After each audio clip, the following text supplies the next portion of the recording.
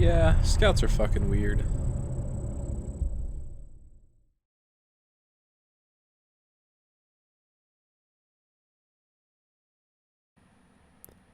Hello! This is a short video that aims to be an informative guide on some of the interesting mechanics and interactions with scouts. If you are only here to see the bug that I showed in the intro of this video, you can skip to the timestamp that is on screen right now. Outside of that, I'm going to be going over host versus player scout positions, so kind of like where it stands and how it looks. What happens when you stand under a scout. A weird, interesting thing that happens if you flash scouts. Scout movements and timers. And the quote-unquote bug that I showed at the beginning. So without further ado, let's get going.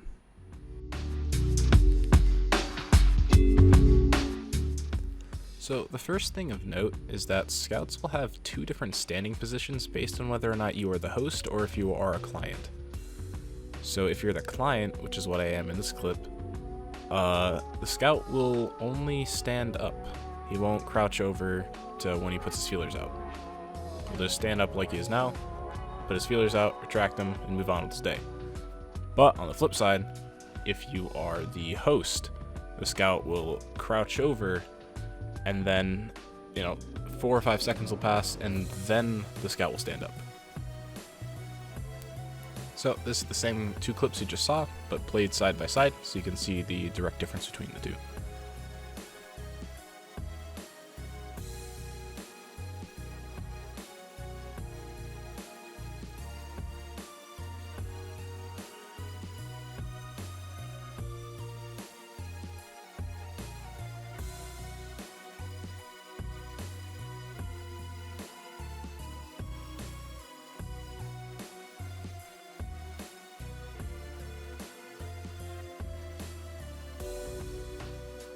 So the next really interesting thing is that you can stand under the scout for almost the entire time that its feelers are extended, and it won't detect you until the very end.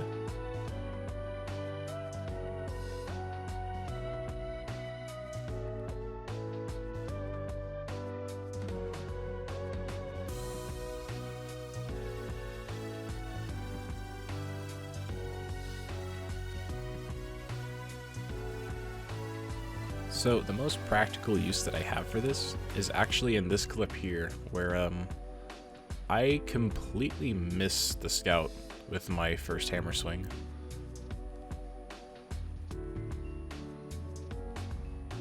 And despite that, I still have enough time to charge up an entire second and probably a third hammer swing without actually fully alerting the scout. So the next thing is that scouts have a kind of odd interaction with flashlights. If you shine your flashlight on the scout for a majority of the time that it's down with its feelers extended, it'll come out of that phase, walk a few steps, and immediately go down and put its feelers out again.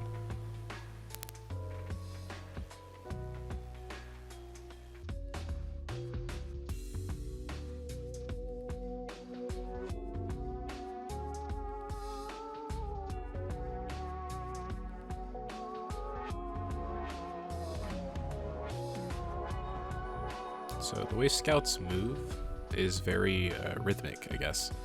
They'll walk around for about 8 to 9 seconds before they will drop and put their feelers out, and their feelers will stay out for around 11 to 12 seconds before they begin to retract.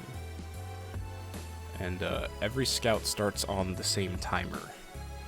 So every scout in the room should go down at the exact same time, but if you use the flashlight trick, you can manipulate the scout timers.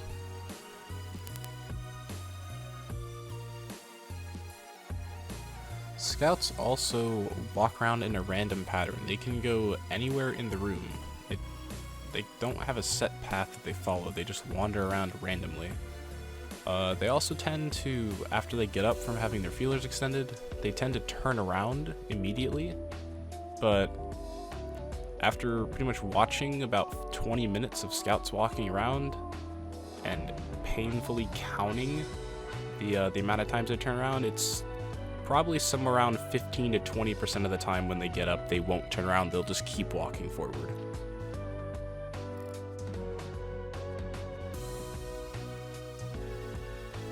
So lastly, we have what I call the EPT bug, or the elevated pass-through bug, which is where the scout's feelers won't be able to detect you.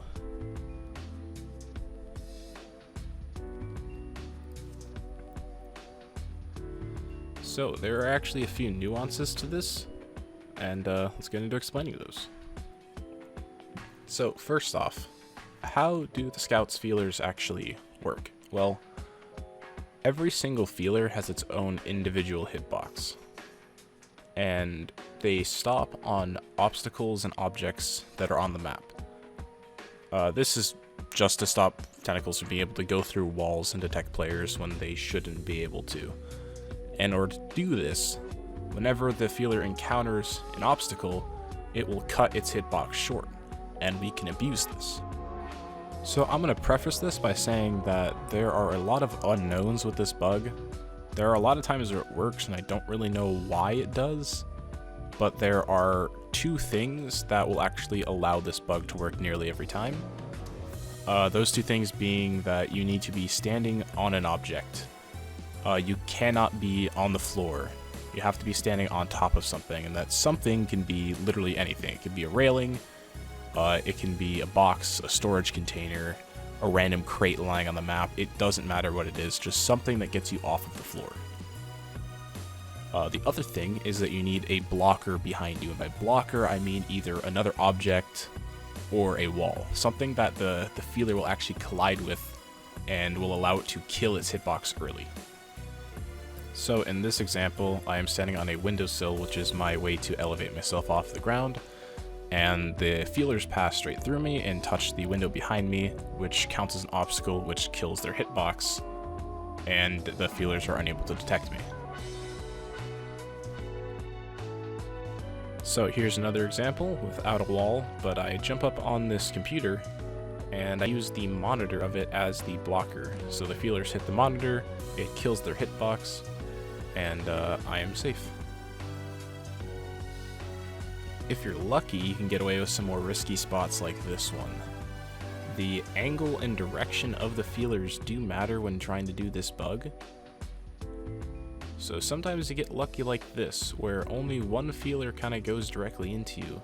And in this case, it angled downwards enough to touch the crate I'm standing on and not me. So it actually just doesn't count.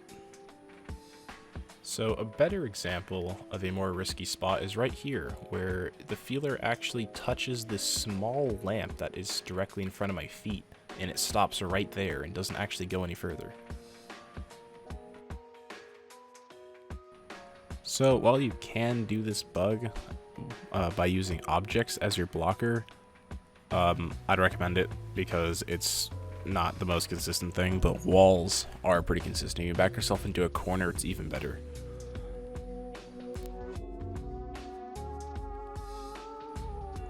So yeah, that about wraps it up. I hope you learned something from this video. Hope it was helpful in some way, but that's all I got. You guys have fun.